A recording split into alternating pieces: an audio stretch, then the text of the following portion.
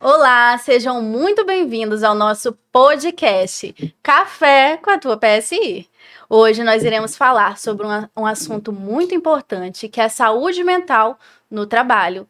Hoje está cada vez mais em alta alguns temas como depressão, ansiedade, burnout e bore-out. E hoje eu fiz um convite muito especial a um especialista renomado lá da clínica Medicare, que também nos acompanha aqui na nossa empresa de consultoria em saúde mental para empresas. Por favor, doutor Bernardo, se apresente. Bom dia, Flávia. Então, para me apresentar para o pessoal que está assistindo, meu nome é Bernardo, eu sou médico, psiquiatra, sou formado na Escola de Saúde da Marinha, no Hospital Naval Marcílio Dias, lá do Rio de Janeiro, e estou atendendo aí na Medicare, e a gente vai bater um bom papo hoje aqui, né, sobre saúde mental, relacionada ao trabalho e os transtornos aí em geral. Ah, perfeito. Agradeço muito pela sua presença. Com certeza vai nos tirar inúmeras dúvidas, né? Eu, como psicóloga dentro da empresa, me deparo com muitas situações que trazem dúvidas, né? E eu acho super importante a sua presença para a gente poder discutir um pouquinho e deixar isso um pouco mais claro para quem está nos assistindo. E aí, assim, né, nessas vivências empresariais, nesse contato mais próximo com os colaboradores, eu identifico que existe um nível de depressão e ansiedade no trabalho. E aí eu queria te pedir para definir para mim o que é depressão, como que ela ocorre no dia a dia. Uhum. Então, o transtorno depressivo, a gente sempre tenta se basear através do DSM, que é o nosso guia, né, de psiquiatra, mas é lógico que sempre tem a individualidade de cada paciente. Mas a definição mesmo é de que tem que preencher, né, critérios, né, como humor deprimido a maior parte do tempo, choro fácil, o termo que a gente chama é anedonia, que é a perda do prazer em coisas que antes tinha prazer de fazer, e isso pode vir junto com irritabilidade, insônia, ou aumento mesmo do sono, que é a hipersonia, aumento da fome ou diminuição, então varia muito, mas isso tem que ser de uma forma crônica, a longo prazo, né, e que tenha prejuízo funcional aí no dia a dia. E para ser considerado crônico, seria qual período? Período de pelo menos aí 4 semanas, ser considerado. Quatro. Antes disso, a gente não coloca como um transtorno depressivo, né? Pode até ser colocado como um estresse agudo, isso vai depender da situação. E quando a gente fala aí dessas pessoas que não tem tanta motivação para estar realizando uma atividade que antes era motivadora, isso já se enquadra dentro do transtorno depressivo? Isso é um dos critérios maiores dentro do transtorno depressivo, que é a anedonia, a perda do prazer em coisas que antes tinha prazer de fazer. Entendi.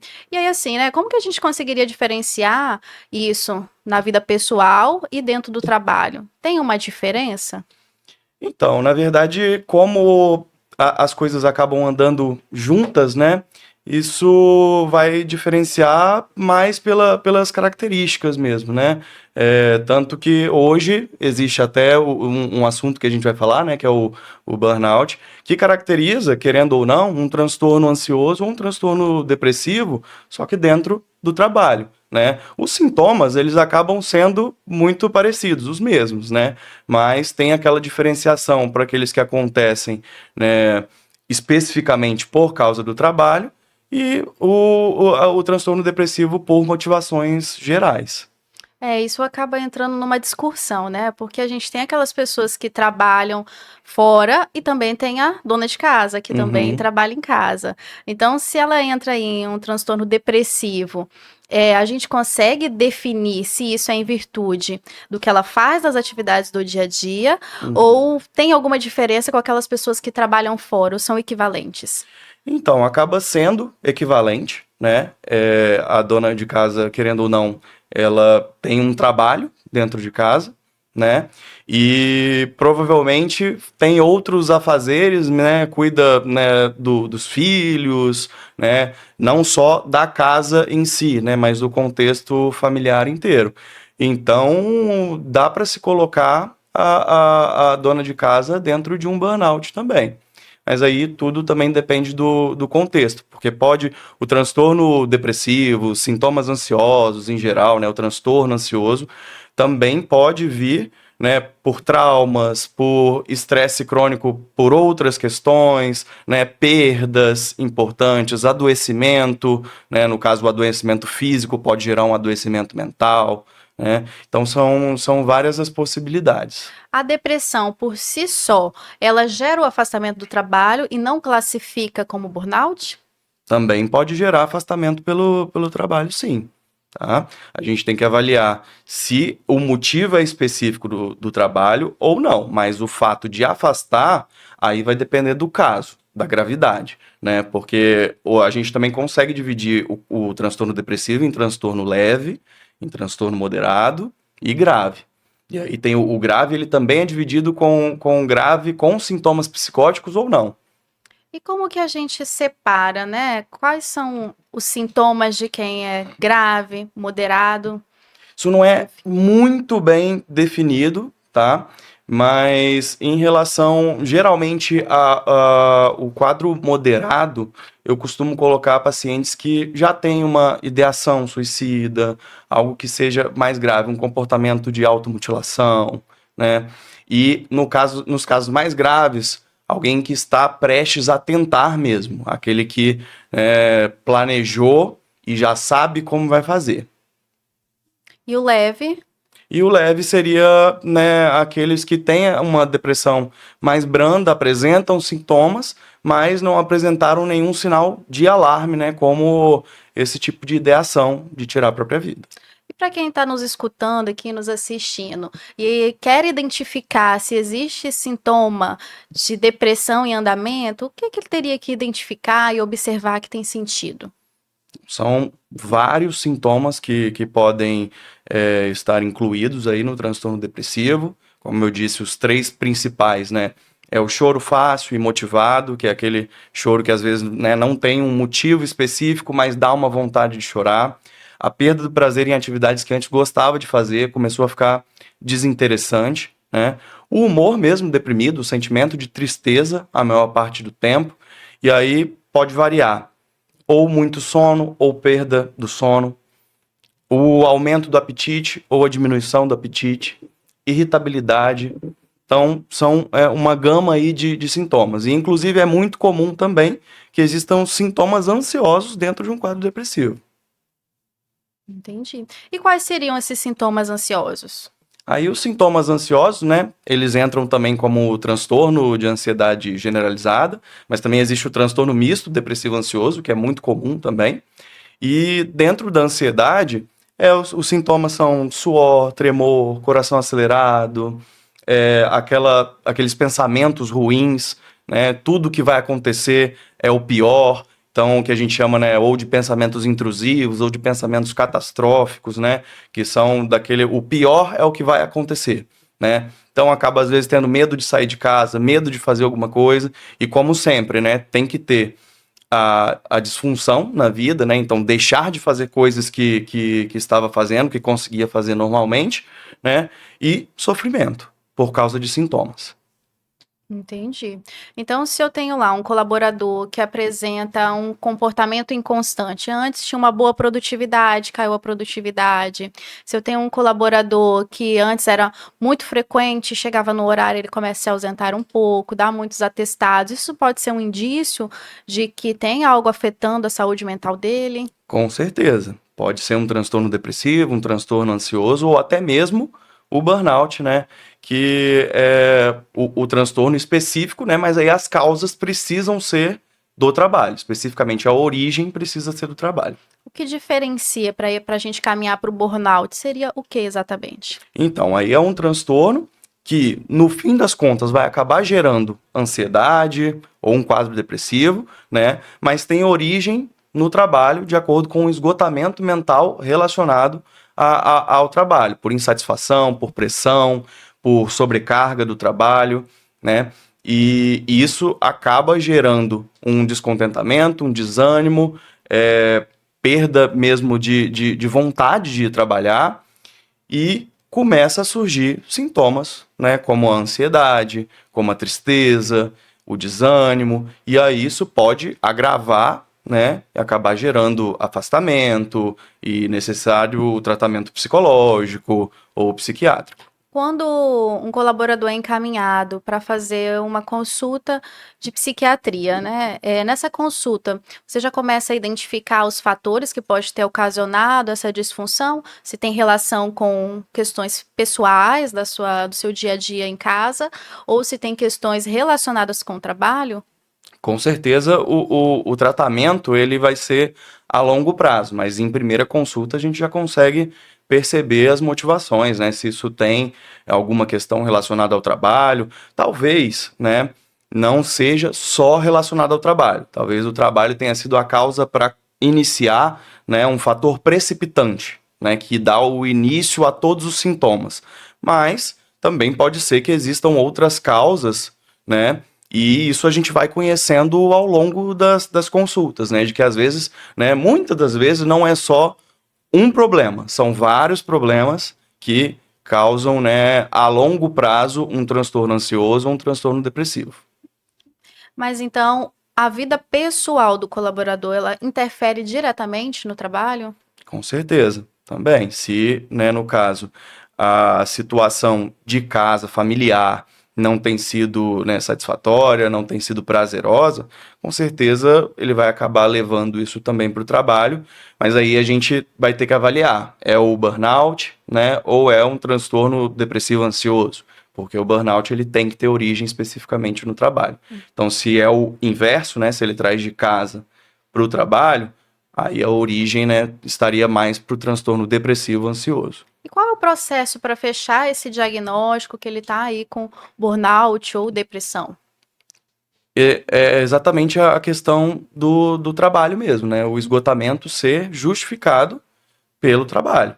Se ele está sofrendo, não só pela sobrecarga, né? Mas se ele está sofrendo qualquer tipo de pressão, se ele sofreu algum tipo de abuso psicológico, né? Pelos superiores, pelo chefe, né? Ou se começou através de uma briga com outro funcionário no trabalho, isso tudo vai classificar como burnout. Mas se a gente tem os dois lados da moeda, vamos dizer assim, né? O colaborador tem os seus problemas pessoais e, consequentemente, está desmotivado já para ir para o trabalho. Aí chega no trabalho, ele trabalha, mas vai assim, né? Famoso empurrando com a barriga, faz só o que deve ser feito, tá ali para cumprir tabela. Nessas circunstâncias, como que classificaria? Sendo muito sincero, assim, para o tratamento, não vai mudar tanta coisa em relação às orientações, em relação a realmente se vai fazer medicação ou se não vai, se vai fazer psicólogo, se não vai. O que realmente diferencia é se o fator precipitante, né, se tudo que aconteceu ali foi por causa do trabalho, né? Se existem outras questões que podem existir, mas tudo começou mesmo de sintoma, sofrimento, né? Começou pelo trabalho, aí a gente classifica como burnout. Entendi.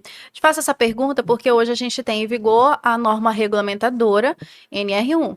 E ela vem, né, para cuidar do colaborador e também respaldar a empresa. Só que o que a gente vê muito dentro das organizações é o quê? O colaborador ele está muito insatisfeito na sua vida pessoal e isso respinga lá no trabalho.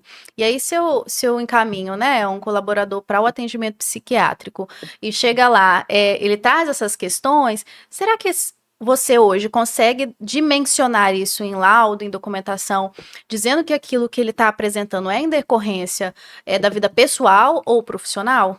Isso tem que ser especificado, porque você pode estar prejudicando também uma empresa ou pode estar prejudicando o paciente, dependendo do que você colocar.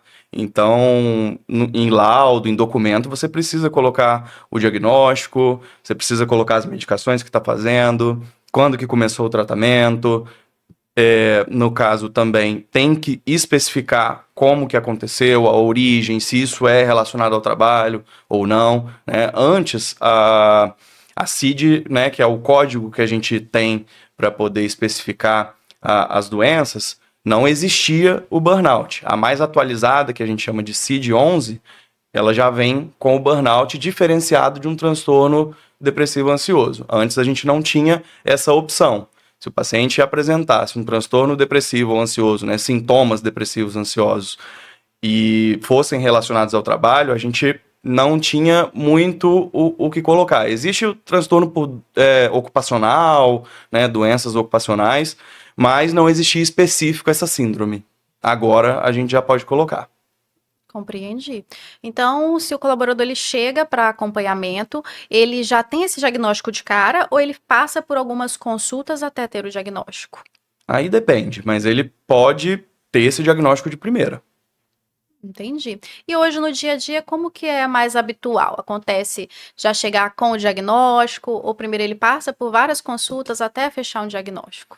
Não, geralmente, especificamente para burnout, a gente consegue identificar em primeira consulta, mas com certeza o tratamento dele vai ser de forma mais alongada, né? Vai ser mais crônico. Isso pode durar 1 ano, pelo menos uns 10 meses aí a gente coloca de tratamento, mas aí vai variar. E nessa primeira consulta, ele já tem esse afastamento do trabalho, esse laudo, ou isso vai conforme acompanhamento? Aí vai também depender do nível de sintoma. Isso aí vai da avaliação individual do psiquiatra, da conclusão do psiquiatra em relação ao que o paciente está sentindo. É muito individual, né? Às vezes o sofrimento de um para outra pessoa não é tão significante, mas que a pessoa realmente está sofrendo muito. Então, você tem que sentir isso na individualidade de cada paciente. E você já recebeu algum caso em que você realmente viu que o paciente estava adoecido, ou já recebeu algum caso que não era tão adoecido assim, mas estava ali pelo atestado, né? Por essa ausência? Porque a gente ouve muito falar disso. Ah, a pessoa está fazendo corpo mole, vou lá pegar um atestado. É um burburinho que se surge dentro das organizações, né? E às vezes eu me pergunto, né? Até que ponto você consegue realmente ter essa identificação, ou se tem como fazer uma distinção, ou a gente não consegue saber mesmo? A gente vê de tudo, tá? Nessas situações. Mas é muito difícil a gente julgar realmente um paciente falando que ele realmente está ali só por causa do atestado e que ele realmente não está sentindo o que ele está sentindo. É claro que com os atendimentos, com a experiência, você vai conseguindo sentir um pouco do paciente quando ele está falando a verdade, quando às vezes ele está querendo, né, o atestado, mas tem vezes que não vai ter jeito mesmo. Às vezes você pode dar um atestado para uma pessoa que realmente não estava tendo os sintomas, mas ele vai expressar esse sentimento para você. E aí, às vezes, realmente não tem como diferenciar. Isso vai até um pouco mesmo da experiência e da vivência, né, com esses atendimentos e percebendo e sentindo como é a reação de cada paciente. Compreendo. Mas nessas circunstâncias, o ideal não seria passar um período de acompanhamento antes de já promover esse afastamento do trabalho? Ou o ideal realmente o paciente ser ouvido e aí já ter esse atestado de afastamento? Aí vai depender da gravidade do sintoma, porque se o psiquiatra percebe, né, que realmente tem um quadro importante e que precisa ser afastado naquele momento, não tem jeito, vai ter que afastar naquele momento. O ideal era que realmente, né, conseguisse compreender aí em várias consultas para poder chegar numa conclusão, mas às vezes não dá tempo, às vezes o sofrimento é tão grande, né, que a gente precisa fazer esse afastamento de cara. Eu te pergunto porque na psicologia é um pouquinho diferente, né? A gente passa por várias sessões até realmente conseguir ter consciência do que de fato aquele paciente apresenta. No início é muito superficial, porque ele não sabe muito bem explicar os sintomas, não sabe dizer o que sente, conta algumas situações, né? Às vezes chega muito intimidado até construir um vínculo terapêutico com o psicólogo. E essa construção de vínculo terapêutico, ela vai aos poucos até de fato você chegar na raiz do problema. Dentro da psiquiatria, segue esse formato ou é mais dinâmico? Então, a gente tem que partir do pressuposto que quando a pessoa vai ao psiquiatra, geralmente ela está num quadro mais grave. Isso não acontece tanto na prática, às vezes procura primeiro o psiquiatra, mas o ideal era que procurasse primeiro a ajuda psicológica e, né, a parte da psicologia que orientasse, né? Olha, acho que dependendo desses sintomas, da forma como tá, sugiro que você também procure um psiquiatra. Às vezes, né, na maioria das vezes eu acho que isso não tem acontecido, porque as pessoas estão precisando de resultados mais rápidos, né? Tá todo mundo muito imediato, né? Precisa para agora. Mas quando vai procurar e tem os sintomas, o tratamento, ele é a longo prazo, igual na psicologia. Mas pode ser que a gente precise afastar numa primeira consulta. Então, a sua recomendação é, se o paciente ele apresenta algum sintoma, antes dele ir direto para a psiquiatria, ele procura um psicólogo para iniciar esse acompanhamento e, se realmente houver a necessidade, a área da psicologia encaminha para a psiquiatria entrar com intervenção medicamentosa. Isso dentro de quadros de burnout, transtornos depressivos ansiosos, no caso, não configurando uma emergência psiquiátrica, né? Dependendo da situação, é melhor procurar o psiquiatra de vez. Como eu falei, quando tem sinais de alarme, quando está correndo um risco de vida ou risco para terceiros, isso já configura uma emergência. Então, é necessário procurar uma emergência psiquiátrica ou até mesmo um psiquiatra ambulatorial, mas que consiga atender ali no mesmo momento ou que já acompanha, né? Mas no caso de sintomas mais leves ou não tem nenhum tipo de sinal de alarme, eu preferia que idealmente procurasse o psicólogo primeiro e o psicólogo tivesse esse olhar, né, também, e saber o momento de falar que precisa procurar um psiquiatra. Você consegue me exemplificar quais seriam esses sinais emergentes que busquem um pronto atendimento quanto antes? Sinais são um risco, principalmente à própria vida ou a terceiros, e sintomas psicóticos em geral, né? Que aí entra dentro de alucinações, delírios. Geralmente esses são os sinais mais graves que a gente tem dentro da psiquiatria. E nos casos de crise de ansiedade? Nos casos de crise de ansiedade, também configura uma emergência, mas são emergências que a gente também pode contornar com a psicologia, porque a psicologia também tem técnicas, né? Seja de respiração, seja as técnicas, né, de se distrair a sua atenção, né, tirar a sua atenção do interno e colocar para o externo. Então, 5 coisas que eu consigo ver, 5 coisas que eu consigo ouvir para poder distrair e se aliviar da crise. E existem medicações também que se fazem em casa, né, para poder aliviar essas crises. Então, às vezes, na primeira crise, quando a pessoa desconhece, talvez seja melhor ir para uma emergência psiquiátrica e entender um pouco mais a situação. Mas ela já tendo um acompanhamento, já sabendo o que é, muito provavelmente ela já vai saber como fazer também em casa para lidar com isso. Entendi. Assim, no caso das crises, né, é muito comum a gente ouvir pessoas hoje dentro da empresa, ou até na vida pessoal mesmo, falando que passa por crises, sintomas, que às vezes não consegue ter o controle sobre isso. E eu queria entender hoje o papel da medicação, né, nessas crises, do acompanhamento, como funciona e qual sua indicação para conter crises e também ter um tratamento mais assertivo da ansiedade. Então, no caso dos episódios de pânico, né, crises de ansiedade, aí realmente, ainda mais quando é na primeira vez, como eu disse, se você não conhece o que está acontecendo, o desespero vem. Então, muito provavelmente, aquela pessoa vai ser medicada naquele momento e provavelmente vai ser colocado também um tratamento a longo prazo com um antidepressivo, né, que trata, né, tem o objetivo de tratar quadros depressivos, mas também quadros ansiosos. Então, muito provavelmente na primeira vez essa medicação vai se fazer necessária. Com o tratamento e depois melhorando, recebendo alta e já tendo o acompanhamento psicológico, e aí tem crises talvez espaçadas, já sabe que é isso, às vezes a pessoa consegue se controlar por conta própria e não chegar realmente numa crise, né, num episódio de pânico mesmo. Certo. Mas então, quando ela procura aí um atendimento psiquiátrico para conter crises, a recomendação, além da medicação, seria alguma terapia alternativa? Tem alguma outra sugestão de melhoria da vida, da qualidade de vida através de conviver com o transtorno, mas continuar tratando? Eu costumo falar que na psiquiatria, né, o tratamento ele tem os pilares mais importantes, né? Dentre eles, o acompanhamento psicológico, a regulação do sono, a regulação da alimentação e a regulação da atividade física.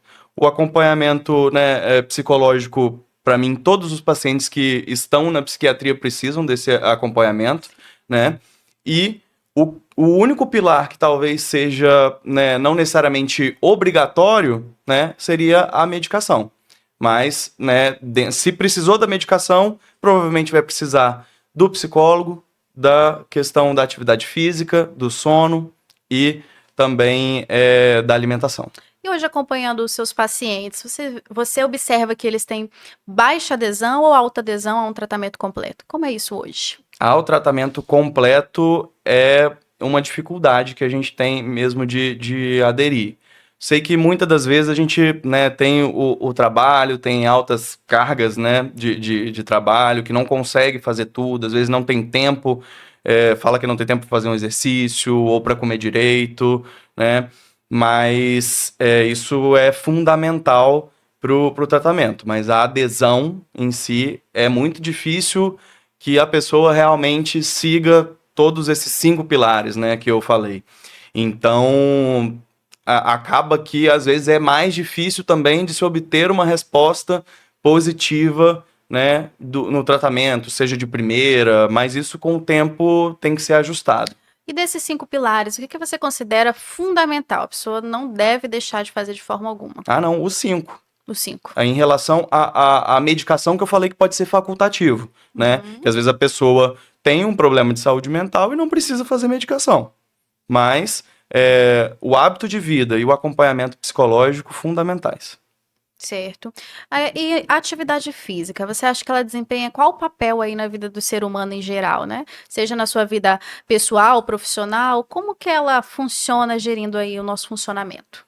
A atividade física, ela tem uma regulação também, né, de hormônios, né? Inclusive os hormônios que são responsáveis por não deixar, né, que a gente entre num quadro depressivo, num quadro ansioso, né? São hormônios reguladores aí do nosso cérebro, também chamado de neurotransmissores, né?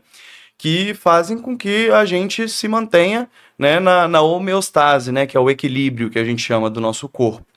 Então, é fundamental, né? E eu costumo orientar o paciente que pelo menos faça o mínimo.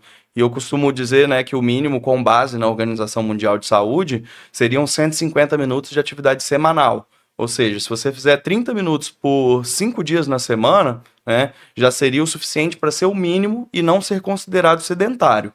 Então, esse é o básico do que eu peço para o paciente. Mas, se ele puder fazer mais do que isso, né, ele vai se ajudar muito, tanto em tratamento, né, quanto na vida, na rotina mesmo, seja do trabalho, no dia a dia, a sensação de bem-estar dele, né?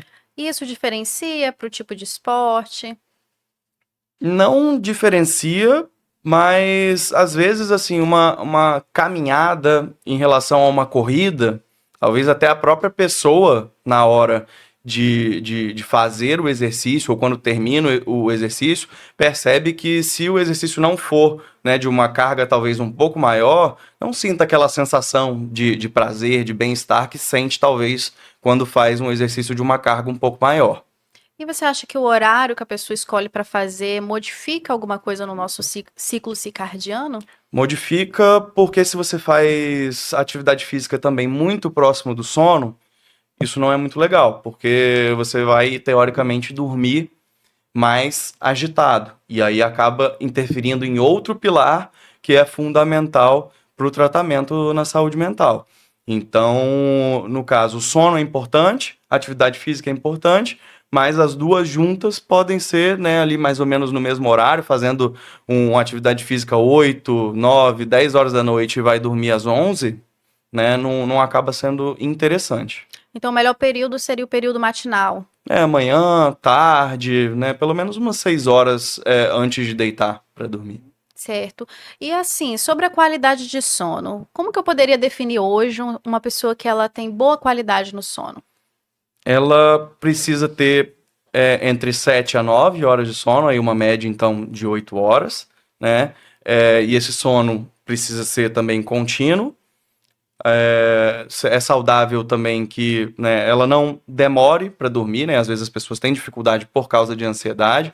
Então, um sono saudável, a pessoa geralmente não demora para dormir, não acorda durante a noite, né? E isso também vai de acordo com o horário da atividade física, vai com o horário, né, da alimentação, de ter uma alimentação saudável, uma alimentação leve à noite também. Isso pode, né, uma alimentação mais pesada pode prejudicar esse sono. E o tabagismo, né, comidas industrializadas, uso de álcool, isso tudo pode atrapalhar o sono. Então, o sono adequado, né, seria criar uma rotina do sono, que a gente chama até de higiene do sono, né, e não fazer o uso dessas substâncias ou tomar um pouco de cuidado com essas questões da atividade física e da alimentação. Aquelas pessoas que têm muita dificuldade para dormir, acordam muito para ir ao banheiro, isso é um sintoma de ansiedade ou algo que impacta diretamente para a construção de um transtorno? Sim, sim, com certeza. A insônia, ela pode ser primária ou secundária, né? No caso da primária, é a insônia a causa principal mesmo. E secundária, por exemplo, né? Um transtorno ansioso pode gerar uma insônia. Então, tem muito paciente que acorda muito durante a noite, que às vezes fazendo o tratamento, né? Mesmo não precisando de medicação para dormir, tá? Fazendo um tratamento com antidepressivo mesmo para ansiedade ou para o quadro depressivo dele, pela manhã consegue regular o seu sono à noite. Então, muitas das vezes, e a maioria das vezes, a insônia, ela pode ser causada, sim, pela ansiedade. Certo. E o burnout, como que é classificado isso hoje aí dentro da psiquiatria? Então, Flávio, o bore out, que é diferente, né, do burnout, o burnout ele vem como se fosse da queima, do desgaste, da sobrecarga, né? Então, o bore out ele vem, na verdade, do tédio relacionado ao trabalho. E apesar disso não estar dentro do DSM ou do CID, né? Tem sido um termo que tem se popularizado, né? Então é importante falar de qualquer forma, né, de que existe realmente o contrário, né, do burnout, que é quando você tem um tédio, um cansaço do trabalho, na verdade, aí por outras questões. Às vezes, por você não estar dentro da sua função, fazendo uma coisa que não é a sua especialidade, né? Então você perde o seu estímulo, você cansa, né? Às vezes até mesmo pela baixa carga de trabalho isso pode acontecer. Então você não tem estímulo. E a gente, né, como ser humano, precisa, né, desse estímulo para poder continuar seguindo. Então, às vezes, a falta desse estímulo dentro do trabalho gera essa falta de vontade e acaba também entrando, né, podendo entrar num quadro ansioso ou num quadro depressivo por causa disso. E aí, né, tem sido chamado aí de bore out. O que eu vejo muito sobre o burnout, ele é baixo entre os colaboradores. Mas vamos lá, um dono de empresa, né? Muitas vezes ele já está há anos ali com um pequeno negócio e começa a ter muito cansaço. Às vezes ele tem tempo para trabalhar durante o dia, mas ele tem uma indisposição fora do comum, né? Como se tivesse mesmo entediado, porém não sente vontade de fazer, faz só o que é necessário e como se estivesse sem força para continuar trabalhando. Mas se for para fazer outro tipo de atividade, a pessoa vai. Como Uhum. se classificaria esse tipo de comportamento? Então, esse comportamento, como ele está relacionado ao trabalho, né, poderia classificar ou em burnout ou bore out, e aí teria que ver se realmente é por uma falta de estímulo, que ele já cansou daquela mesmice, da rotina de todo dia, né, ou se é por um esgotamento, né, se é por uma sobrecarga, trabalha muito todos os dias, trabalha além do que ele consegue, né, todos os dias, e ficou desgastado por isso. Uhum. Às vezes algumas empresas chegam para mim e falam: "Ah, Flávia, eu que sou líder, eu que sou o CEO aqui, me sinto tão desgastado, mas às vezes eu não tenho nada para fazer. Eu posso tirar o dia para mim. Só que eu gostaria de estar na minha empresa trabalhando, eu gostaria de estar executando funções, mas eu chego lá, eu tenho uma indisposição fora do comum, como se fosse a sensação de cansaço, mas não está estressado, não está angustiado, mas ele tem esse peso." É importante a gente identificar o porquê, né? Será que talvez ele não está feliz né, no cargo que ele está exercendo, nas funções que ele está fazendo, né? Isso provavelmente é o mais importante e é o que eu talvez veja mais acontecer na parte de body out, né? Que é a pessoa ser trocada de função e não ficar satisfeita com aquela função. Ou não ter, né, capacitação para aquela função e ser colocada lá mesmo assim. Certo. A gente já está encaminhando aqui para o final desse primeiro momento. E eu gostaria de fazer uma pergunta para a gente fechar, né? Entre as profissões hoje que procuram o seu atendimento, qual as maiores que têm tido casos de burnout?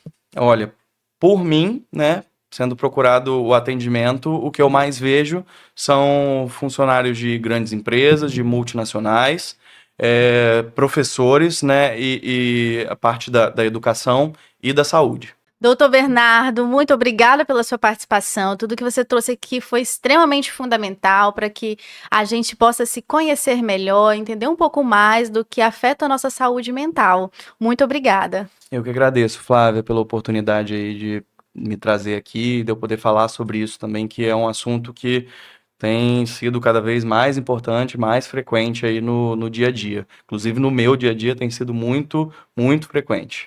Certo. E aí, né, o pessoal que está nos assistindo, quiser conversar com você, te encontrar, como é que eles fazem? Então, tem o meu Instagram, que é o @bmcpsique, com Q no final.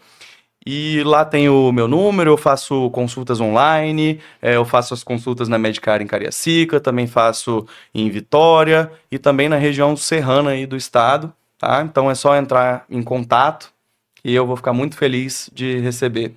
E você aí que está nos assistindo, sigam o Dr. Bernardo na rede social. O conteúdo dele é maravilhoso, é um excelente especialista aí para cuidar da sua saúde mental. A gente indica quem a gente confia. Então siga na nossa rede social também, @PSI Flávia Ribeiro. Lá nós trazemos assuntos relevantes para a sua qualidade de vida, para reforçar ainda mais o seu funcionamento interior e exterior. E também agora no podcast estaremos sempre trazendo conteúdo. Café com tua PSI. Te aguardo lá.